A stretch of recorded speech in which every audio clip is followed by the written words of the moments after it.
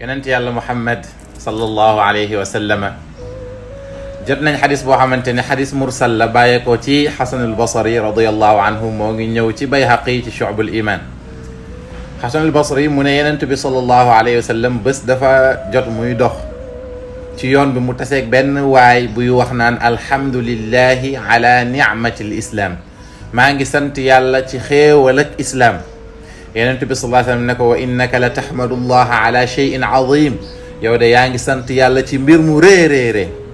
kon islaam nañu xam ne amul lu ko gën a rëy, moo tax sax da ngay gis ñu bëri di wax li nga xam ne dañ koy askane yonent bi sallallahu alayhi wa sallam doonte ne amuñu isnaad bu ko saxal.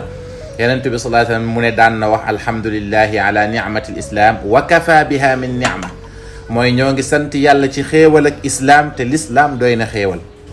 moo tax bu demee ba jullit di gis kudul jullit naan diw moo gën nangami jullit, dafa tuutil lu rëy rëy rëy, mooy baat bi borom waxoon ne ashhadu an laa ilaha illa allah wa ashhadu anna muhammadan rasulullah. mbir mu rëy rëy la ci yàlla. wax jooju noonu sax mën na merloo yàlla tabaraka wa taala. nañ ci bàyyi xel, islaam xéewal la goo xamante ni dara mënu koo féete kaw. yàlla nañu yàlla dundal ci lislaam, ray ñu ci lislaam.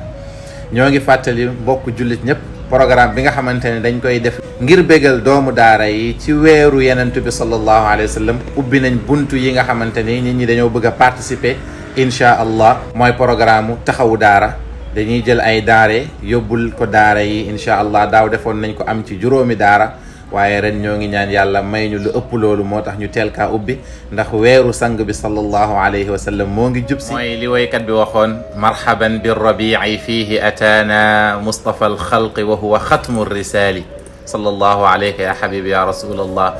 ñoo ngi tatagal weer wi nga xamante ni moo ñu indil ki gën ci mindeef muy Muhammad, dégg nga wax wa xatmu risali, te moom moo matal yonent gi sallallahu alayhi wa sallam. képp koo xamante ne bëgg nga cee participer, numéro bii ñuy affiché mën nga ko cee yóndee moyen d'envoi bu mu mënti doon incha allah.